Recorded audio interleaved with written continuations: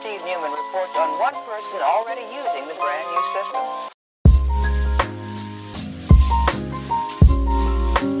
Hey, how's it going, guys? It's Diamond here. And today I'm going to tell you everything that you need to know about 1.17 as a server owner. Some people may be confused in what's coming out and what's not coming out, so I'll be explaining what you really need to know. This is only related to Minecraft server owners and not really the client side, as people playing on single player worlds will not get affected as much. There are only 5 major categories that you will need to know, and I'm going to go down them one by one. But before we do start with this video, I do want to point out that this video is sponsored by Revivenode. If you guys want to check them out, in the description down below, using the promo code DIAMOND in all caps, you can get 15% off your very first purchase. At only $1 per gigabyte, you're going to get it even cheaper. So make sure to check them out. They got full Discord support and a simple to use panel. Other than that, let's get started with this video, shall we?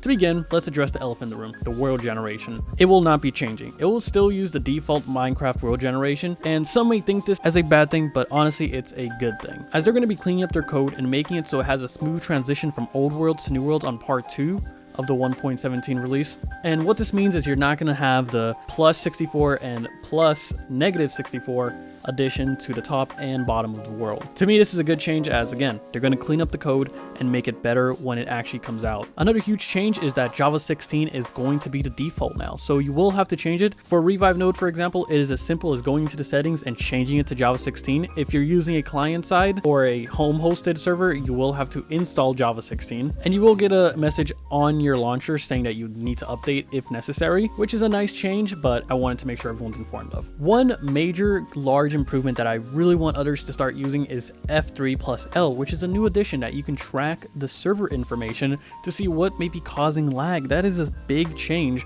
as Paper already has this, but Vanilla or Spigot don't have it, which is a problem, as a lot of people do tend to have lag on servers and don't know where the cause is coming from. This is going to help you big time. It records a 10-second log and it will provide you with a file that explains everything. It may be tricky to read at first, but take your time and you will learn it quite simply. Now, I did say that world generation was not going to change. However, there are some minor tweaks. You are going to be able to see stalag types and stalagmites generated in the world in certain caves, not as frequently as the snapshots, and you will still see amethyst geos, which is pretty cool. I really like them, and it's a nice change of pace in the world. However, that's not going to affect it too much, and you will find them in new loaded chunks if you do have a SMP or survival type server at all. And if you still want to use the new custom world, you can enable it with a data pack and have the full 64 above, 64 under, and see the world generation if you really want to take that risk. Of course, always create backups.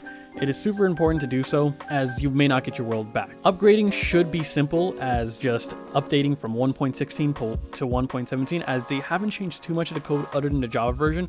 Again, still keep backups, don't take my word for it, but from my testing, it worked just fine. And overall, you will just not be seeing the Warden. He's coming out in part 2, which is completely fine again, because the world generation is not going to be there. And again, I'm really happy that they took this approach, as there was a lot coming out in just one single update, and I couldn't even keep up with it. There was too much. You will get the mobs, however. You will get the goats, the axolotl, and the glow squid. The glow squid, of course, just brings one new feature where it can make signs become neon type, and it looks really cool. And the goats really will ram you off a mountain if you get too close, which is also really cool. I love the goats so far. They're the best mob. And you can also find the axolotls in certain parts of the world. But the biggest change is you're not going to be able to find those new lily pads or plants. I completely forgot the name. I'm sorry about that. You will not find them generating in the world. However, you will find them through wandering traders. So they're a bit more useful, so we don't have to kill them just yet. Just yet though. But those are just the major changes for server owners that you will probably need to know. Hope you guys found this video very informative, and I really want to thank you for watching. Make sure to check out Revivenode in the description down below. Other than that, I'm Diamond. I hope you guys have an amazing day, and I'm out. See you later. Cheers.